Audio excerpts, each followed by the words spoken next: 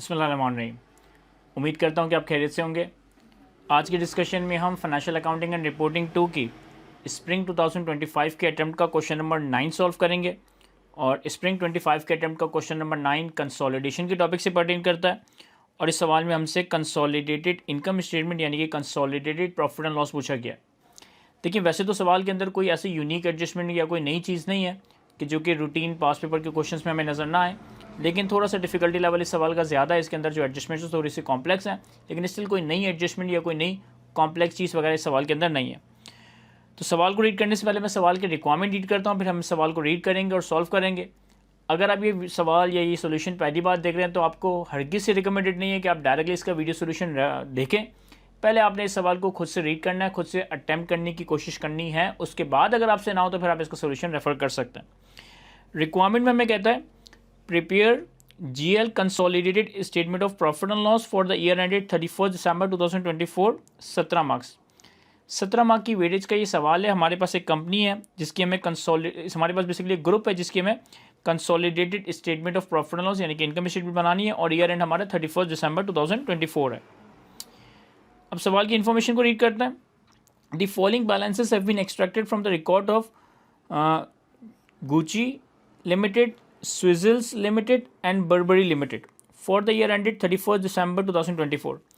हमारे पास 3 कंपनीज़ के फाइनेंशियल बैलेंसेस का कुछ रिकॉर्ड वगैरह दिया हुआ है। गुची लिमिटेड, स्विजल्स लिमिटेड और Barbari limited, year and 31 December 2024। हमारे पास इनकी सेल्स का नंबर आ रहा है, कॉस्ट ऑफ सेल्स का नंबर आ रहा है, ऑपरेटिंग एक्सपेंसेस का नंबर आ रहा है, other income, finance cost, investment in SL at cost and investment in BL at cost. तो बेसिकली ये GL कंपनी ने इन दोनों कंपनी में इन्वेस्टमेंट कर रखी है और इसकी हमें कॉस्ट बताई गई है। अब आते हैं एडिशनल इन्फॉर्मेशन पे।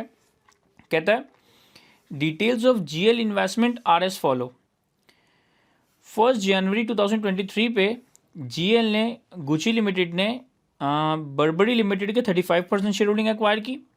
जिस वक्त बर्बरी लिमिटेड का शेयर कैपिटल 1500 मिलियन था और रिटेन अर्निंग 540 मिलियन थी और शेयर कैपिटल की पार वैल्यू ₹10 है जो कि जनरली हमारी पार वैल्यू होती है। और 1 अप्रैल 2024 पे 45% शेयर होल्डिंग एक्वायर की थी स्विजल्स लिमिटेड की, जिस वक्त स्विजल्स लिमिटेड का शेयर कैपिटल 1700 और रिटेन अर्निंग भी 1700 ही थी। अब बज़ाहिर पॉइंट नंबर 1 को देखकर लग रहा है कि हमारे पास दोनों कंपनीज़ के अंदर जो शेयर होल्डिंग है, दोनों कंपनीज़ के अंदर जो हमारे पास वोटिंग राइट्स हैं वो 35% 45% यानी कि लेस देन 50% है। और लेस देन 50% के केस में हमारा कंट्रोल इस्टेब्लिश नहीं होता, यानी कि यहाँ पर कोई सब्सिडी नहीं है। ये दोनों कंपनीज़ में बेसिकली हमारी सिग्निफिकेंट इन्फ्लुएंस तो है, ये दोनों कंपनीज हमारी इन्वेस्टमेंट इन एसोसिएट तो है, लेकिन सब्सिडी नहीं है। लेकिन स्टिल आगे कोई इन्फॉर्मेशन दी होगी। कहता है despite holding 45% shares of SL, GL controls SL due to an agreement with a bank that owns 50% of the SL shares and has agreed to vote as directed by the GL। अब देखिए बड़ा ही important point है, ये बड़ा ही important point है।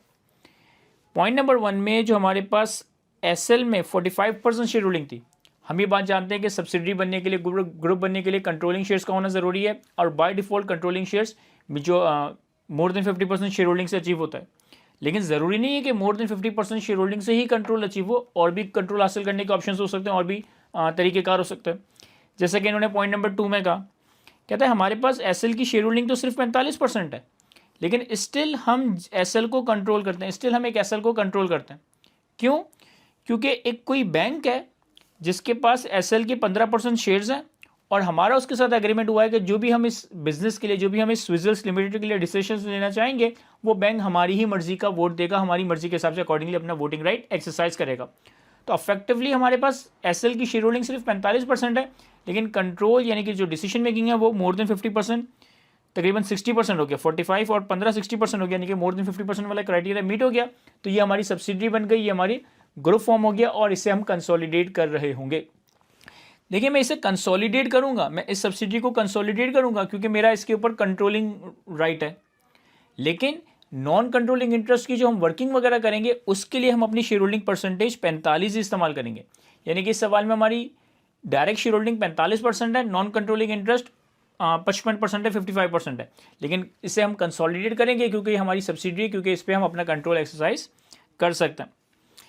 Then point number 2 में कहता है the cost of investment in SL includes a professional fee of 8 million incurred at the time of acquisition. कहता है ये जो एसएल की कॉस्ट आ रही है 560, इस 560 में 8 million की प्रोफेशनल कॉस्ट है जो कि eight the time of acquisition इनकर की गई। हम ये बात जानते हैं कि सब्सिडी को एक्वायर करने के लिए अगर आपने कोई एक्विजिशन रिलेटेड कॉस्ट, कोई प्रोफेशनल फीस वगैरह इनकर की है तो इसे हम एक्सपेंस आउट कर देते हैं, कॉस्ट का पार्ट और गुडविल की वर्किंग में लेकर नहीं आते। आगे कहता है the following consideration related to acquisition of SL shares are still under recorded.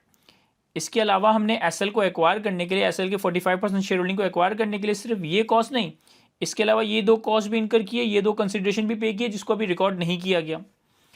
एक है issuance of 52 million shares of GL and a further cash payment of 3.2 million पर 3.2 rupees per share to be made on 31 March 2026।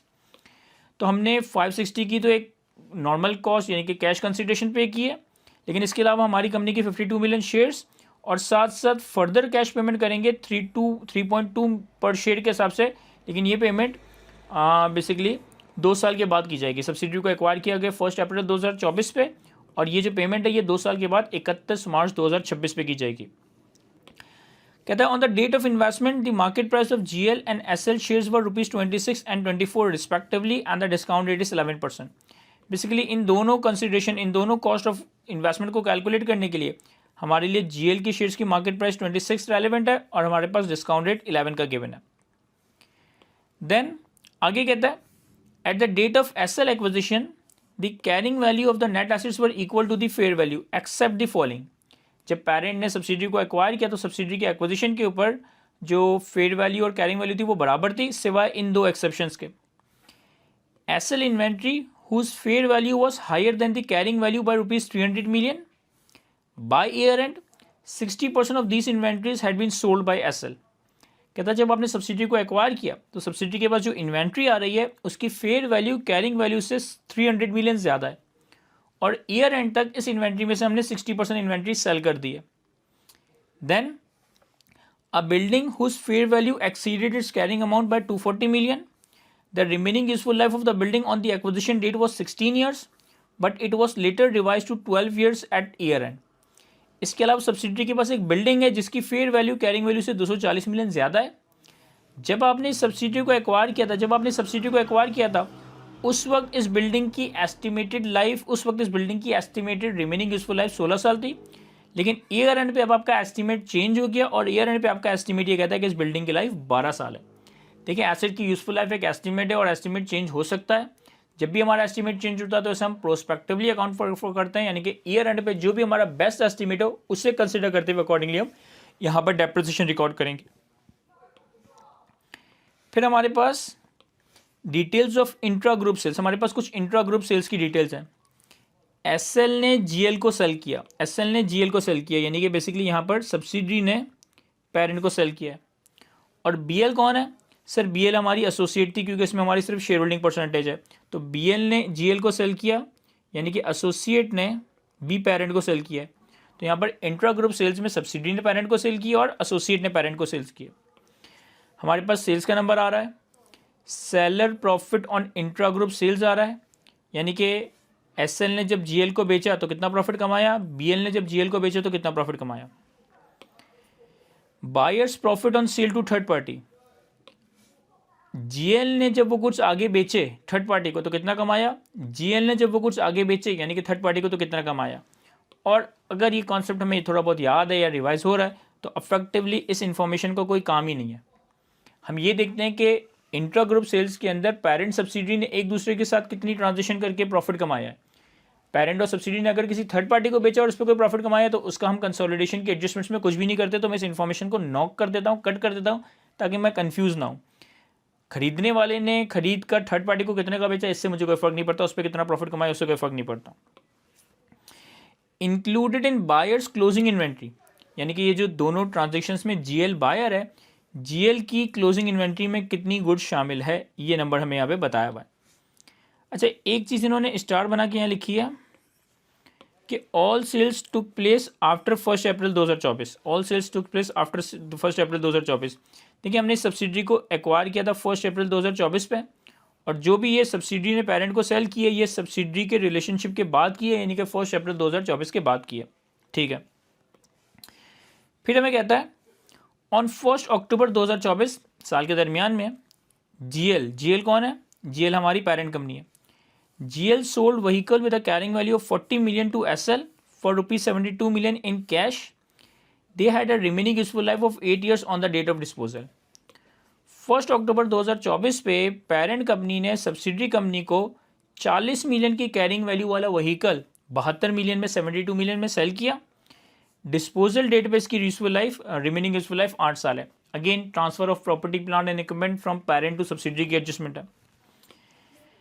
फिर कहता है the impairment test carried out at year end indicated that SL goodwill had been impaired by 25%। कह रहा है हमने साल के आखिर में इम्पेयरमेंट टेस्टिंग परफॉर्म की, तो जो सब्सिडरी की गुडविल है वो 25% से इम्पेयर हो गई है, यानी कि यहाँ पे हमें गुडविल का नंबर भी कैलकुलेट करना पड़ेगा। आगे कहता है the income and expenses of all companies at accrued evenly during the year. सारी इनकम हमारी over the year evenly accrue हुए। And the non controlling interest are measured at the acquisition date at its fair value. और NCI को हमने fair value पे major करना है। Alright, एक दफ़ा इस वीडियो को यहाँ तक पॉज करके एक दफ़ा सवाल को आप लोग खुद से भी अच्छे से रीड कर लें, फिर इस वीडियो को कंटिन्यू कीजिएगा, सोल्यूशन को देखिएगा। और एक दफ़ा तो पहले आपने खुद से सॉल्व करने का ट्राई करना ही है, फिर उसके बाद इसका सोल्यूशन देख रहे हैं हम। ऑलराइट, तो सवाल में हमसे consolidated statement of profit and loss मांगा गया है ईयर एंड के लिए। तो सबसे पहले तो मैं अपने पास हेडिंग दे देता हूँ। हमारे पास पेरेंट कंपनी का नाम था Gucci limited. Consolidated statement of profit and loss for the year ended 31 December 2024। हम अकॉर्डिंगली पीएनएल के लाइन आइटम्स को प्लॉट करते जाएंगे, चीज़ें रखते जाएंगे। पहले हम थोड़ा सा स्पेस पीएनएल के लिए छोड़ देते हैं और जो है वर्किंग से स्टार्ट लेते हैं। सबसे पहले काम करते हैं एसएल की जो है वो गुडविल कैलकुलेट करने की कोशिश करते हैं। एसएल की गुडविल कैलकुलेट करने के लिए हमें कॉस्ट ऑफ इन्वेस्टमेंट चाहिए। कॉस्ट ऑफ इन्वेस्टमेंट में हमारे पास एक तो कॉस्ट ऑफ इन्वेस्टमेंट गिवन है।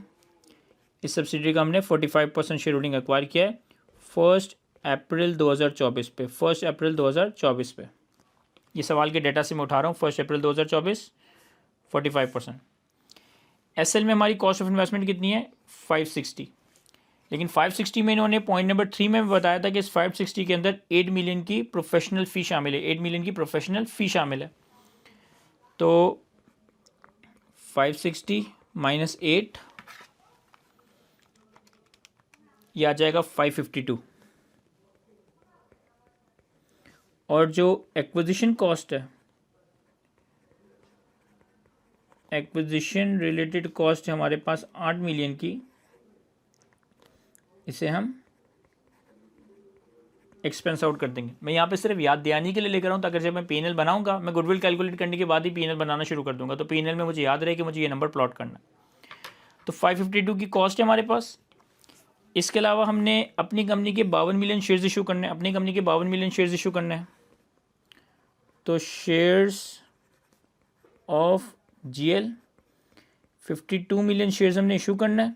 और हमारी कंपनी के शेयर्स की प्राइस कितनी है? हमारी कंपनी के शेयर्स की प्राइस 26 है। तो मल्टीप्लाई बाय 26, तो 52 मल्टीप्लाई बाय 26 ये आ जाएगा 1352।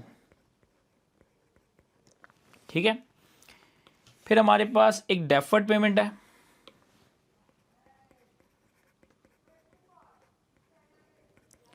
डेफर्ड पेमेंट कितनी है? हमने 3.2 पर शेयर के हिसाब से पेमेंट करनी है। अभी जो 3.2 पर शेयर के हिसाब से हमने पेमेंट करनी है ना, वो हमारी कंपनी के कितने शेयर्स इशू कर रहे हैं उसकी बेसिस पे नहीं होगा। हम सब्सिडरी के कितने शेयर्स एक्वायर कर रहे हैं, जीएल एसएल के कितने शेयर्स एक्वायर कर रहा है। सर जीएल एसएल की 45% शेयर होल्डिंग एक्वायर कर रहा है। और एसएल का शेयर कैपिटल कितना है? 1700 मिलियन रुपए। समझना मेरी बात, 1700 मिलियन रुपए का शेयर कैपिटल है।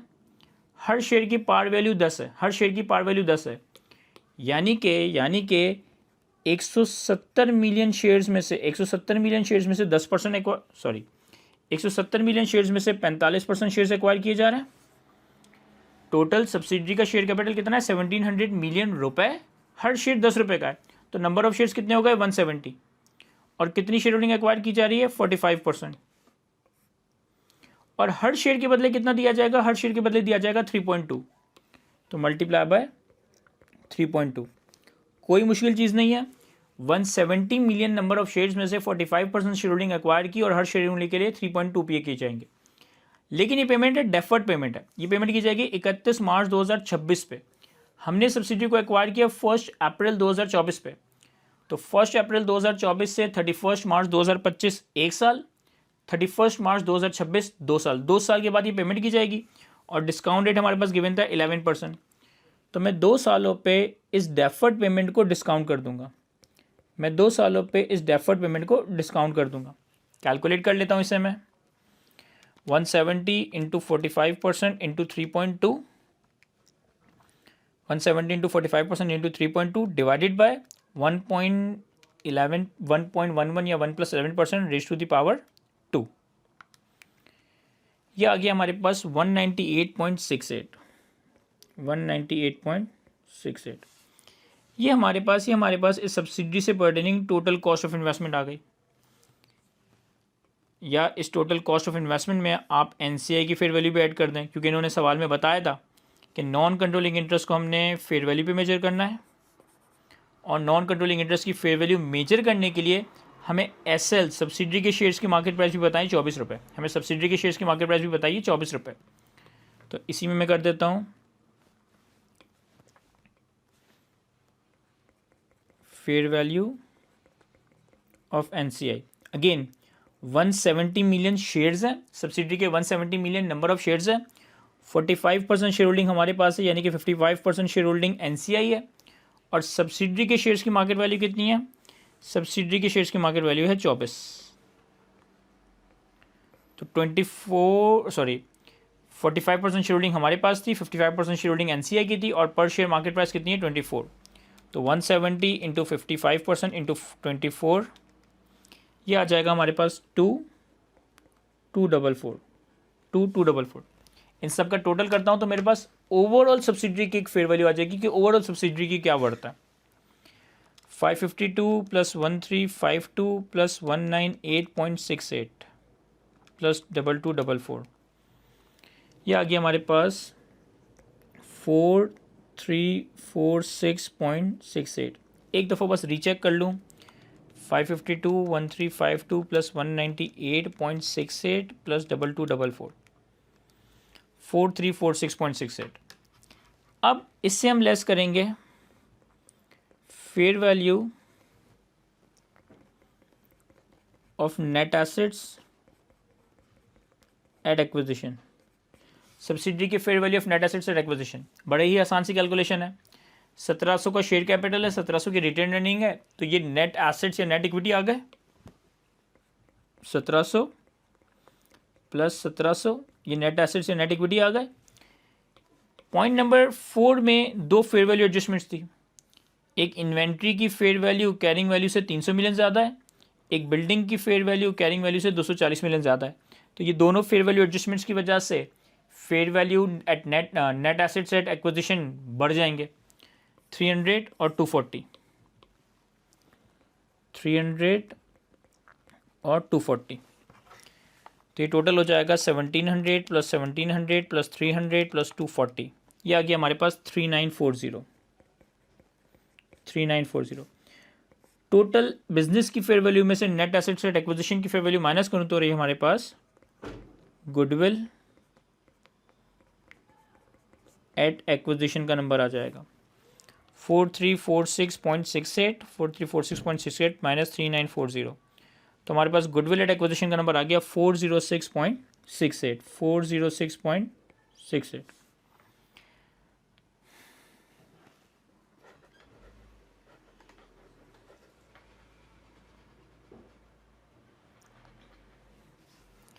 अब हमें सवाल में कहीं बताया हुआ था गुडविल की इम्पेयरमेंट का जिक्र, तो उसी भी हाथों हाथ प्लॉट कर देते हैं।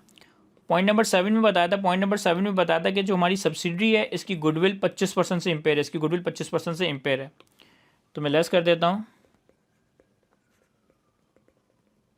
इम्पेयरमेंट एट 25%, 406.68 का ही हम 25% ले लेते हैं, तो ये आ जाएगा 101.67 और ये जो इम्पेयरमेंट है ये भी हमारे पीएनएल में जाएगी, ये भी हमारे कंसोलिडेटेड पीएनएल में जाएगी। तो वैसे तो इस नंबर की ज़रूरत नहीं है जो मैं अब कैलकुलेट कर रहा हूँ, बस कैसे कैलकुलेट कर लेता हूँ कि गुडविल एट रिपोर्टिंग कितनी है। ठीक है, हमें इस सवाल के अंदर बैलेंस शीट नहीं बनानी है, हमें सवाल के अंदर पीएनएल बनाना है। तो गुडविल एट रिपोर्टिंग डेट बस वैसे ही कैलकुलेट कर रहा हूँ, कोई ऐसा ज़रूरत नहीं है। 406.68 माइनस 101.67, ये आ जाएगा हमारे पास 305.01। 305.01। यहाँ तक हमने कॉस्ट ऑफ इन्वेस्टमेंट, गुडविल की इम्पेयरमेंट, ये सारे रेलेवेंट नंबर्स कैलकुलेट कर लिए। अब यहाँ पर बहुत सारे नंबर्स उठ के हमारे कंसोलिडेटेड पीएनएल में जाएंगे, यहाँ से बहुत सारे नंबर्स उठकर हमारे कंसोलिडेटेड पीएनएल में जाएंगे। तो हम कंसोलिडेटेड पीएनएल का एक स्ट्रक्चर बनाना स्टार्ट करते हैं। देखो, सबसे पहले सेल्स,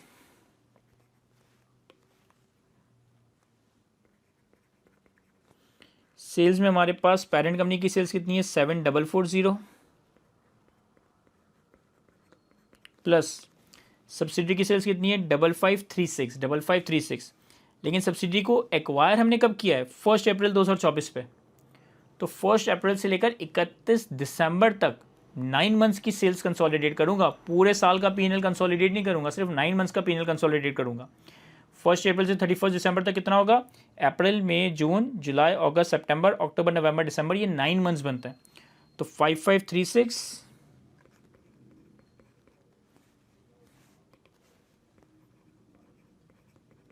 इंटू 9/12।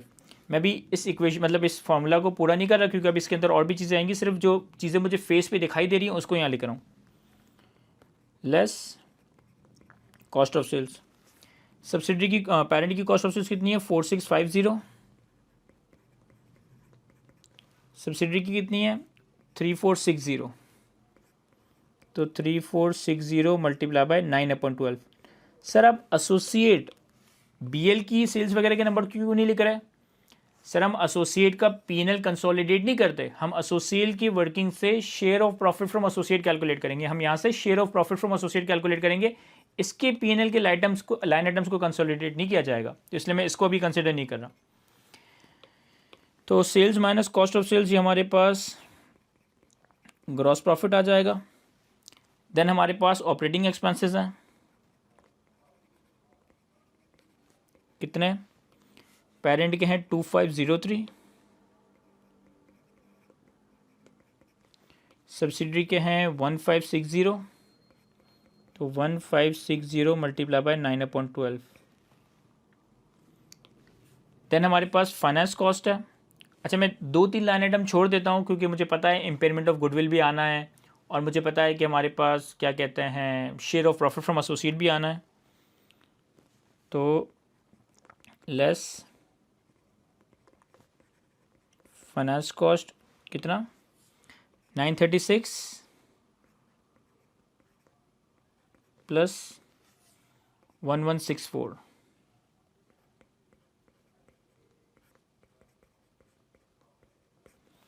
मैंने पेरेंट की sales, cost of sales, operating expenses और फाइनेंस कॉस्ट का पूरा नंबर लिया और सब्सिडरी के नंबर्स को 9 मंथ्स पे प्रोपोर्शनेट कर दिया। और इसके अलावा तो बाकी इन्वेस्टमेंट का डाटा है। तो सॉरी, अदर इनकम, एक चीज़ मैंने गड़बड़ कर दी है, अदर इनकम है ये अदर इनकम थी।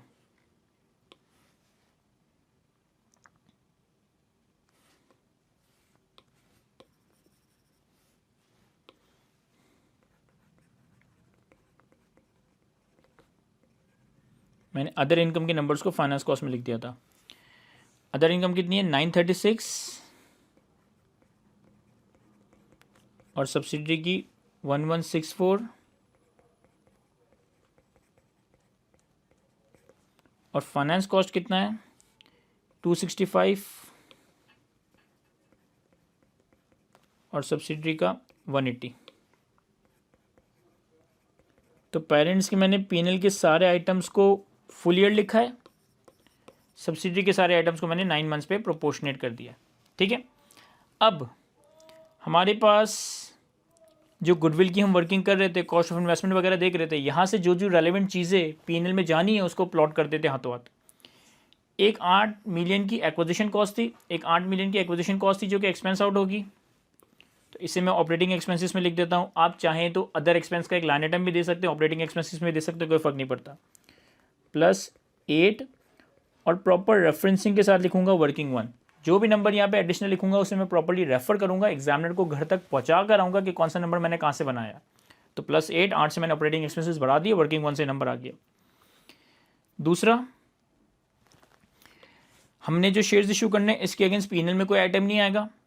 हमने जो डेफर्ड पेमेंट करनी है 1 अप्रैल पे हमने डेफर्ड पेमेंट इस वैल्यू पर रिकॉर्ड कर दी, लेकिन ईयर एंड तक, लेकिन हमारा जो ईयर एंड है तो ईयर एंड तक इस डेफर्ड पेमेंट के ऊपर इंटरेस्ट रिकॉर्ड होगा। ईयर एंड तक इस डेफर्ड पेमेंट के ऊपर इंटरेस्ट रिकॉर्ड होगा।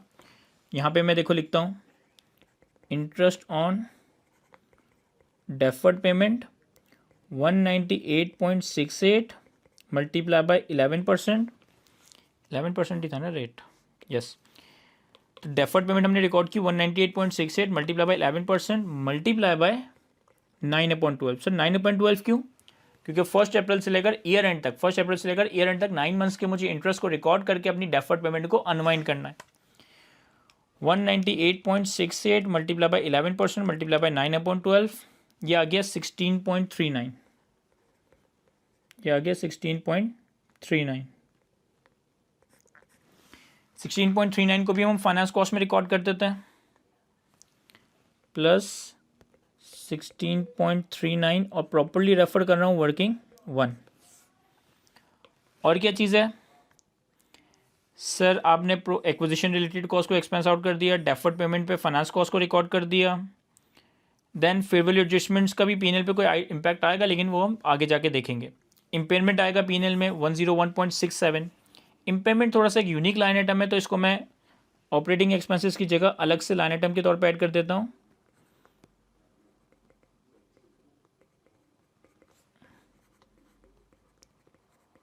Impairment of goodwill working 1 101.67, 101.67। इसे मैंने डायरेक्टली यहीं पे लिख दिया क्योंकि इसके अंदर कोई एडजस्टमेंट आएगी नहीं।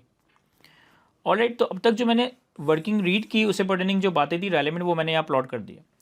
अब हम चलते हैं सवाल की इन्फॉर्मेशन की सीक्वेंस में और अकॉर्डिंगली देखते हैं कि हमें क्या क्या प्लॉट करना है। अभी हम फिलहाल सिर्फ सब्सिडरी पे फोकस कर रहे हैं, एसोसिएट पे नहीं आए। पॉइंट नंबर 1 में जो सब्सिडरी के एक्विजिशन से रिलेटेड इन्फॉर्मेशन थी उसे हम अकाउंट फॉर कर चुके हैं।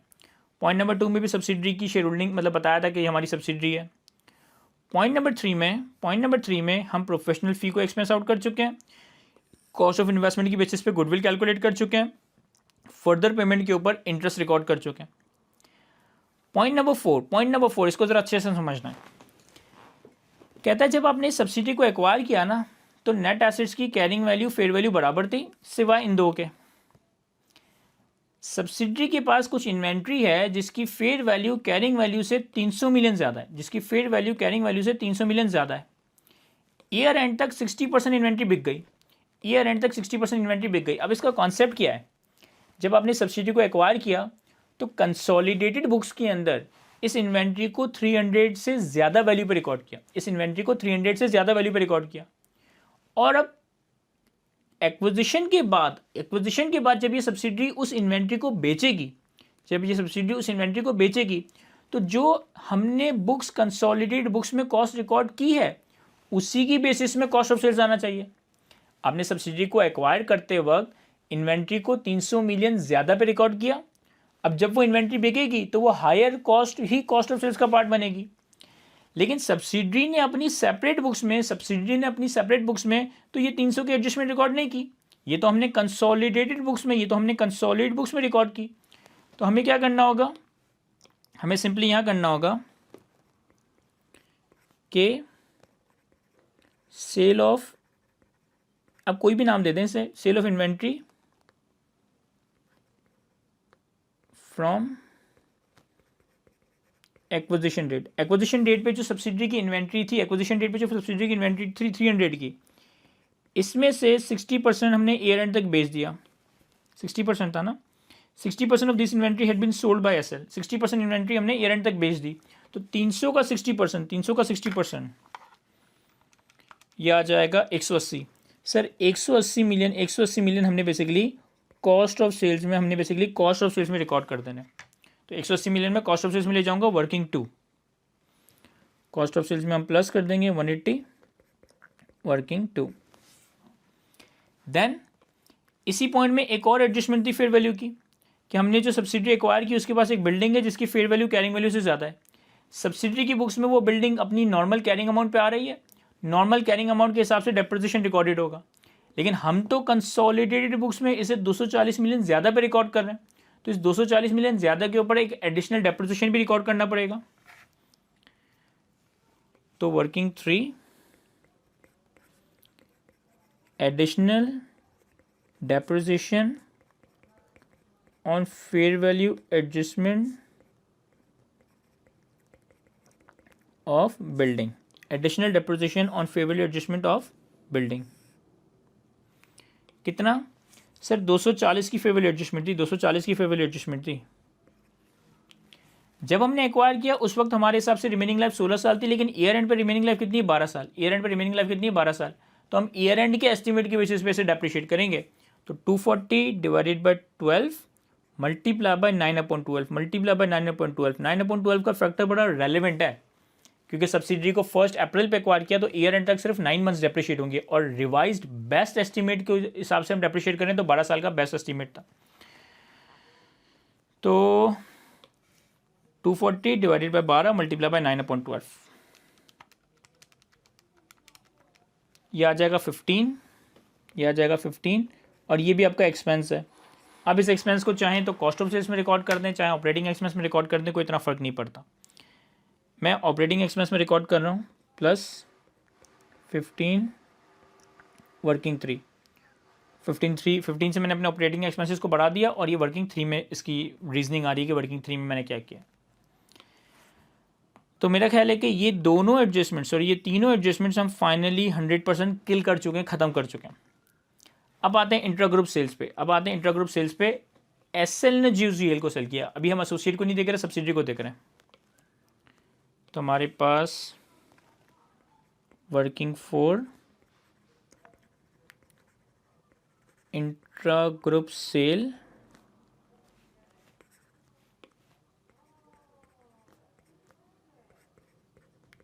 एसएल ने जो जीएल को सेल किया। अब यहाँ समझना, एसएल ने जीएल को सेल किया 1700 का। तो पहला काम तो क्या होता है कि जो भी इंटर कंपनी सेल्स है उससे हम सेल्स और कॉस्ट ऑफ सेल्स को कम कर देते हैं। जो भी इंटर कंपनी सेल्स है उससे हम सेल्स और कॉस्ट ऑफ सेल्स को कम कर देते हैं। अगर मैं एंट्री टर्म में आपसे पूछूं कि इसकी एंट्री क्या बनती है, वैसे एंट्री की ज़रूरत नहीं है, समझाने के लिए बता रहा हूँ। एंट्री बनती है sales debit cost of sales credit, कितने से? 1700 से। फिर दूसरा काम हम क्या करते हैं कि जो भी अनरियलाइज्ड प्रॉफिट हो, उतने से हम कॉस्ट ऑफ सेल्स को बढ़ाकर इन्वेंट्री को कम कर देते हैं। अब यहाँ पे ना अनरियलाइज्ड गेन की एडजस्टमेंट या कैलकुलेशन थोड़ी सी टेक्निकल है। 1700 की इन्वेंट्री सब्सिडी ने पेरेंट को बेची, और सब्सिडी ने इसके ऊपर कितना कमाया? 450। लेकिन पेरेंट के पास साल के आखिर में 340 की इन्वेंट्री रह गई है। यहाँ समझना मेरी बात। 450 का प्रॉफिट है टोटल इंटर कंपनी सेल्स पे। सब्सिडी ने पेरेंट को बेचकर 450 कमाए। कितने की सेल्स पे? सर 1700 की सेल्स पे। इस 1700 की सेल्स में से कितने की इन्वेंट्री है जो पेरेंट के पास रह गई है? तो कोई इन्वेंट्री पेरेंट के पास तो कॉस्ट पे आ रही होगी ना। पेरेंट के पास तो इन्वेंट्री उसी प्राइस पे आ रही होगी जिस प्राइस पे सब्सिडी से खरीदा है। वो कितना है सर? वो है 340। तो मल्टीप्लाई बाय 340।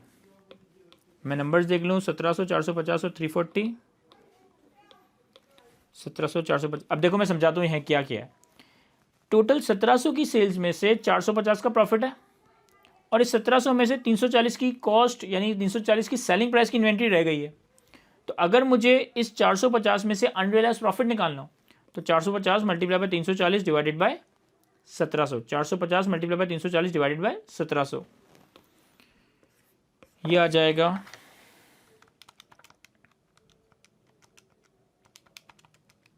90। ये आ जाएगा 90। अब मैंने करना क्या है, सेल्स कॉस्ट ऑफ सेल्स को 1700 से कम करना है और कॉस्ट ऑफ सेल्स को 90 से बढ़ाना है। ये बैलेंस शीट में जाती है एडजस्टमेंट, ये इन्वेंट्री की एडजस्टमेंट बैलेंस शीट में जाती है। हम यहाँ पे बैलेंस शीट नहीं बना रहे।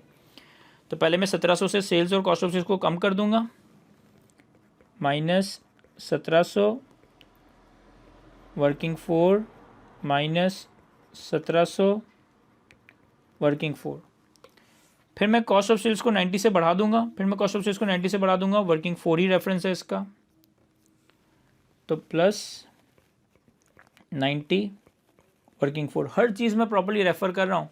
सेल्स 1700 से कम की, कॉस्ट ऑफ सेल्स को 1700 से कम की और 90 से कॉस्ट ऑफ सेल्स को बढ़ा दिया, और ये सारे नंबर्स हमारे वर्किंग 4 से उठकर आ रहे हैं। देन एक और इंट्रा ग्रुप सेल्स है, लेकिन वो पेरेंट और एसोसिएट के साथ है, तो वो बाद में देखेंगे। पॉइंट नंबर 6, 1 अप्रैल 24 पे पेरेंट ने सब्सिडरी को एक व्हीकल सेल किया, 40 की कैरिंग अमाउंट 72 का सेल किया, 40 की कैरिंग अमाउंट 72 का सेल किया, और इसकी रिमेनिंग लाइफ 8 साल थी, यहाँ देखो, यहाँ कर लेते हैं बराबर में।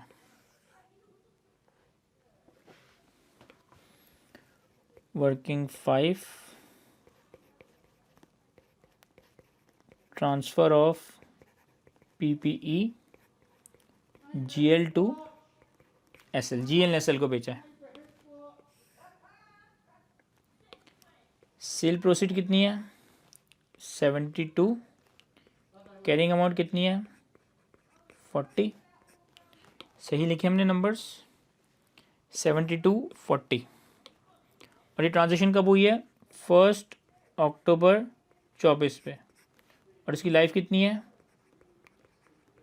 8 साल। 1 अक्टूबर 24 पे पेरेंट ने सब्सिडरी को 40 मिलियन की वाली चीज़ 72 मिलियन में बेची और 8 साल की लाइफ है। ठीक हो गया, तो हमारे पास टोटल गेन कितना आ गया 72 माइनस 40, 32 का गेन आ गया। अब इसी गेन के मैं 2 टुकड़े कर सकता हूँ। एक है हमारा डेप्रिशिएटेड गेन,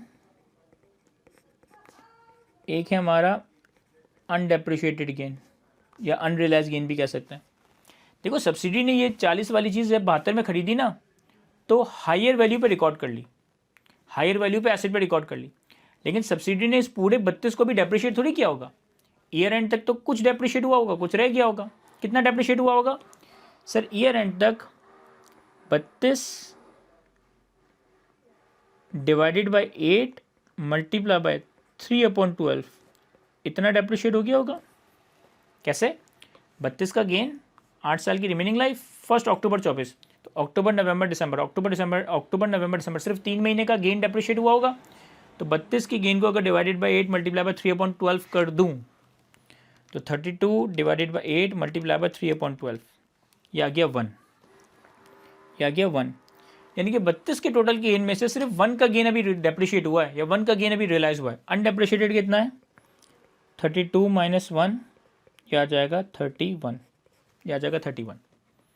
अब समझना मेरी बात, जब GL ने SL को ये एसेट बेचा, तो GL ने इनकम रिकॉर्ड की 32 की, SL ने एडिशनल डेप्रिसिएशन रिकॉर्ड किया 1 का,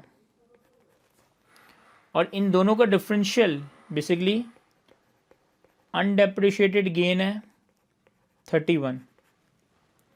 अब यहाँ अगेन एक बारीकी है, अगर ये बैलेंस शीट का सवाल होता, तो मैं सिर्फ 31 के अनडेप्रिशिएटेड गेन को ग्रुप रिजर्व से कम कर देता। चूंकि पेरेंट ने सब्सिडी को बेचा है ना, अगर ये कंसोलिडेटेड बैलेंस शीट का सवाल होता तो मैं 31 के अनडेप्रिशिएटेड गेन को ग्रुप रिजर्व से कम कर देता। लेकिन ये P&L का सवाल है, P&L के सवाल में पेरेंट का भी P&L आ रहा है, सब्सिडी का भी P&L आ रहा है, पेरेंट का भी P&L आ रहा है, सब्सिडी का भी P&L आ रहा है, तो मैं सिर्फ अनडेप्रिशिएटेड गेन को रिवर्स नहीं कर सकता, मुझे पूरा गेन भी हटाना है, मुझे एडिशनल डेप्रिसिएशन भी हटाना है, मुझे पूरा गेन भी हटाना है, मुझे पूरा एडिशनल डेप्रिसिएशन भी हटाना है। वर्किंग 5, देखो गेन कितना रिकॉर्डेड है 32, एडिशनल डेप्रिसिएशन कितना रिकॉर्डेड है 1, वर्किंग 5। मैं क्या करूँगा, अदर इनकम से 32 का गेन हटा दूंगा, और ऑपरेटिंग एक्सपेंस से 1 का एडिशनल डेप्रिसिएशन हटा दूंगा। माइनस माइनस लिख रहा हूँ क्योंकि मैं हटा रहा हूँ ना। तो अदर इनकम से मैंने 32 का गेन हटा दिया, ऑपरेटिंग एक्सपेंसेस से मैंने 1 का एडिशनल डेप्रिसिएशन हटा दिया, दोनों पे वर्किंग रेफरेंस वर्किंग 5 कर दिया। देन ये एडजस्टमेंट कंप्लीट हो गई। इस एडजस्टमेंट में भी ये वाला पार्ट हम देख चुके हैं। इम्पेयरमेंट को हम पहले अकाउंट फॉर कर चुके हैं, यहाँ जनरल बातें लिखी है। तो सब्सिडरी से पर्टेनिंग हमने सारी एडजस्टमेंट्स कर ली हैं, लेकिन स्टिल एसोसिएट पे आने से पहले ये बेहतर है कि आप इसी स्टेज पे ये वाला काम कर लें ताकि हम भूल ना जाए। एसोसिएट पे आने से पहले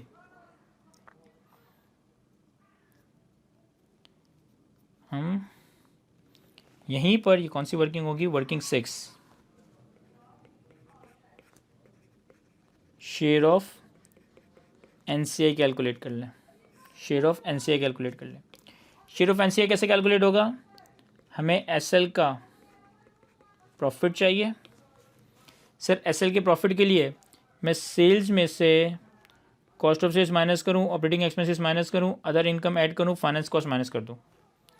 sales minus cost of sales minus operating expense plus other income minus finance cost. Yes, तो ये आ जाएगा 5536 माइनस 3460 माइनस 1560 प्लस 1164 माइनस 180, ये आ रहा है 1500।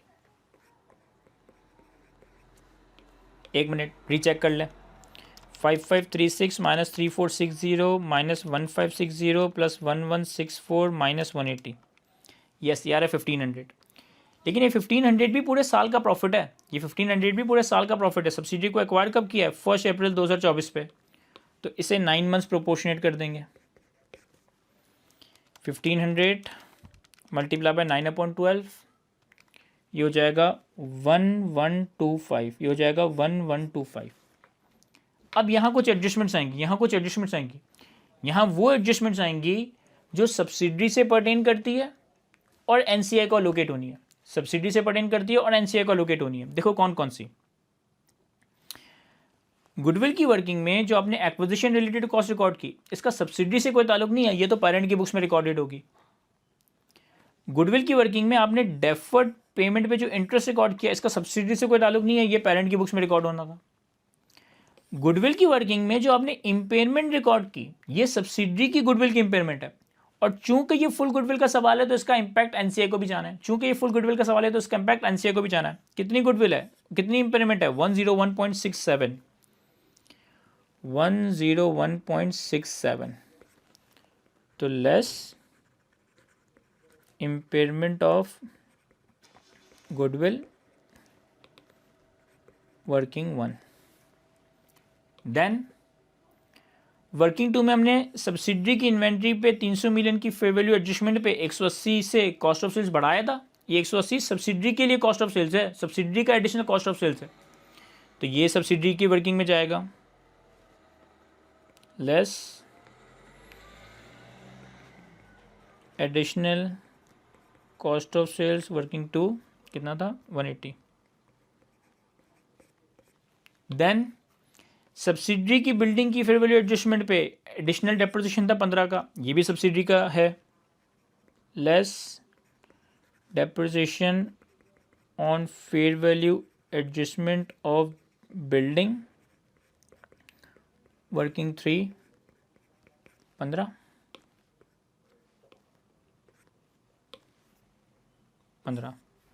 देन इंटर ग्रुप सेल्स में सब्सिडी ने पेरेंट को सेल किया है, पेरेंट ने सब्सिडी को नहीं, सब्सिडी ने पेरेंट को सेल किया है, तो जो अनरियलाइज्ड प्रॉफिट है वो भी सब्सिडी ने रिकॉर्ड किया है, वो भी रिवर्स कर देंगे। Unrealised profit on intra group sale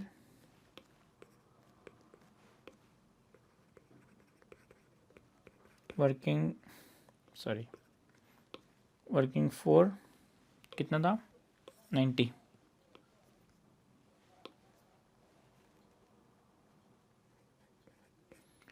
profit को रिवर्स करने के लिए हम लेस कर देंगे और एक्सपेंसेस को माइनस करेंगे, सही है। देन ट्रांसफर ऑफ पीपी में पेरेंट ने सब्सिडी को सेल किया है, पेरेंट ने सब्सिडी को सेल किया, सब्सिडी ने पेरेंट को सेल नहीं किया। अब पेरेंट ने सब्सिडी को सेल किया तो पेरेंट की बुक्स में इनकम रिकॉर्डेड है, सब्सिडी की बुक्स में रिकॉर्डेड ही नहीं है। सब्सिडी की बुक्स में ये एक का एडिशनल डेप्रिसिएशन रिकॉर्डेड है, ये सब्सिडी की बुक्स में ये एक का एडिशनल डेप्रिसिएशन रिकॉर्डेड है, लेकिन इसको हम रिवर्स नहीं करते, इसको हम रिवर्स नहीं करते। अब इसके पीछे पूरा एक लंबा चौड़ा कॉन्सेप्ट है जो मैंने डिटेल से लेक्चर में कवर करवाया है कि ये एक का जो एडिशनल डेप्रिसिएशन है ये एनसीआई को एलोकेट होगा। चूंकि ये एनसीआई को एलोकेट होगा, ये इसके अंदर रिकॉर्डेड है, तो इसको आपको रिवर्स करने की ज़रूरत नहीं है। लेकिन पीएनएल के फेस पे, पीएनएल के फेस पे तो अलबत्ता इसे रिवर्स किया ही जाएगा। पीएनएल के फेस पे पूरा गेन रिवर्स होगा, एडिशनल डेप्रिसिएशन रिवर्स होगा। लेकिन एनसीआई की वर्किंग में, एनसीआई की वर्किंग में जो डेप्रिशिएटेड गेन है एक का या जो एडिशनल डेप्रिसिएशन है उसे रिवर्स करने की जरूरत नहीं, क्योंकि उसका इंपैक्ट एनसीआई को एलोकेट होना है। इसके पीछे एक कॉन्सेप्ट है जो मैंने क्लासरूम में बताया था, वो अगेन यहाँ डिस्कस करूँगा तो ये सवाल बहुत लेंदी हो जाएगा। ये हमारे पास आ गया एडजस्टेड प्रॉफिट। एनसीआई कैलकुलेट करने के लिए इसी को हम मल्टीप्लाई कर देंगे 55% से, तो ये आ जाएगा 1125 माइनस 101.67 माइनस 180 माइनस 15 माइनस 90, ये आ गया 738.33।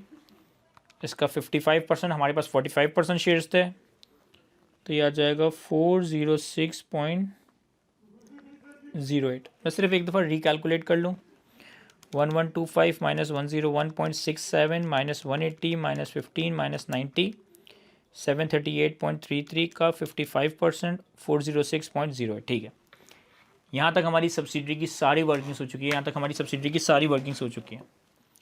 अब आते हैं हम एसोसिएट के ऊपर। कौन सा ये वर्किंग 6, वर्किंग 7,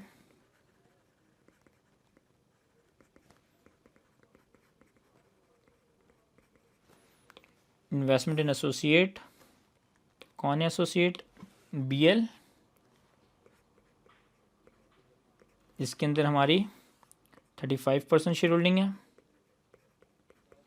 और ये एक्वायर की गई थी 1 जनवरी 23 पे,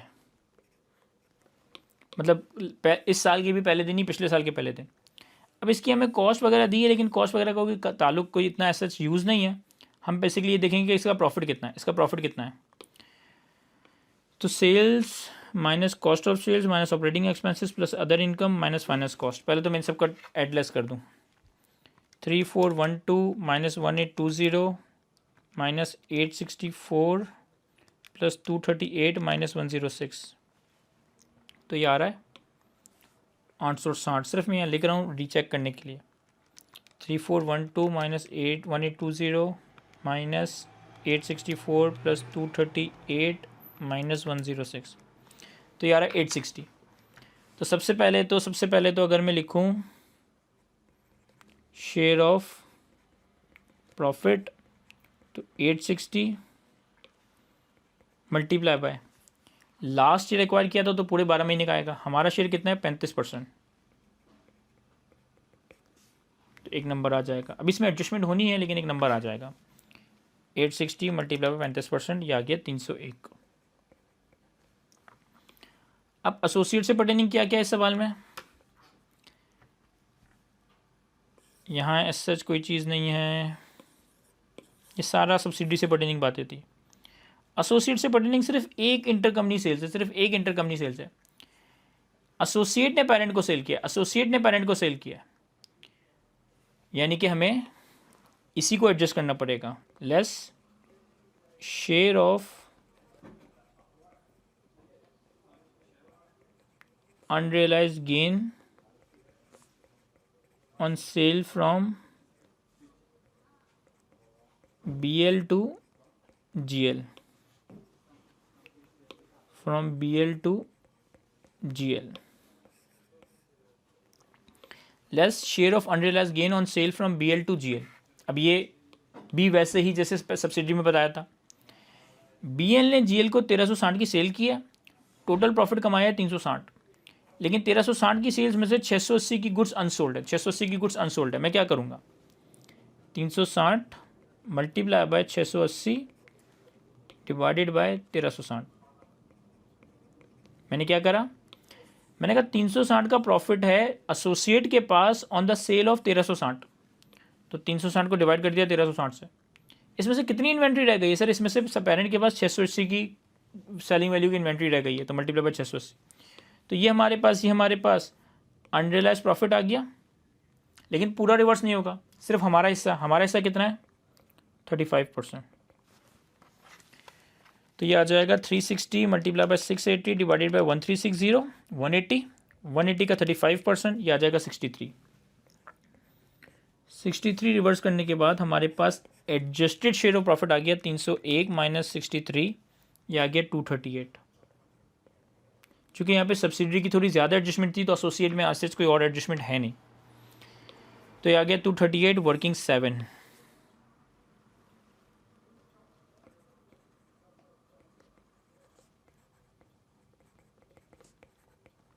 share of profit from associate 238।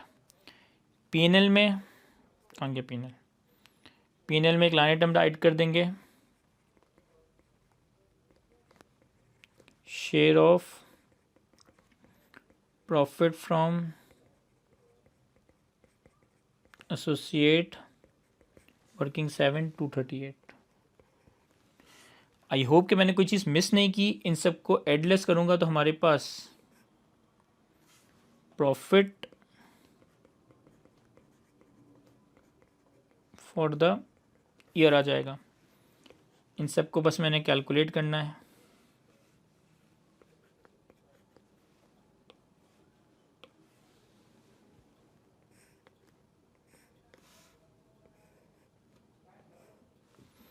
थोड़ी सी मैं कैलकुलेशन परफॉर्म कर लेता हूँ। 7440 प्लस 5536 मल्टीप्लाई बाय 9/12 माइनस 1700 9892।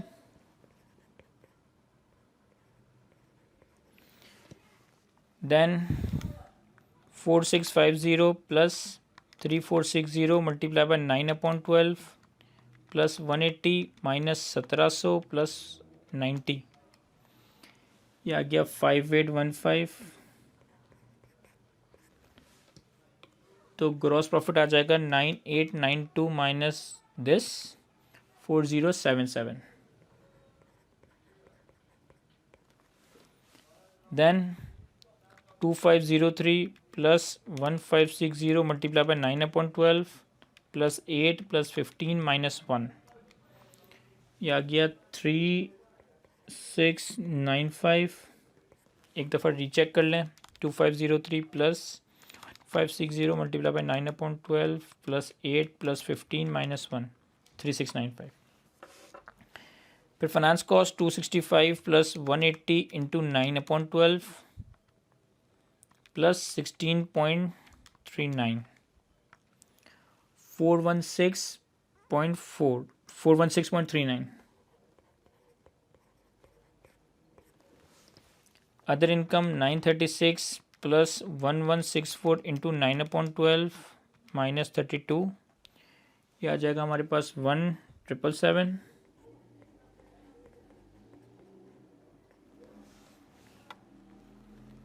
अब ग्रॉस प्रॉफिट से सब माइनस कर देंगे तो 4077 minus 3695 minus 416.39 plus other income 1777 minus 101.67 plus 238, तो ये आ गया हमारे पास 1878.94 1878.94। बस लास्ट हमें एक ब्रेकअप दिखाना है जिसकी हमने वर्किंग ऑलरेडी कर रखी है कि प्रॉफिट के बाद आप एक ब्रेकअप दिखा देते हो कि profit attributable to parents shareholders, जो कि बैलेंसिंग कैलकुलेट होता है। प्रॉफिट एट्रीब्यूटेबल टू एनसीआई, जो मेरा ख्याल है हमने वर्किंग 6 में किया था।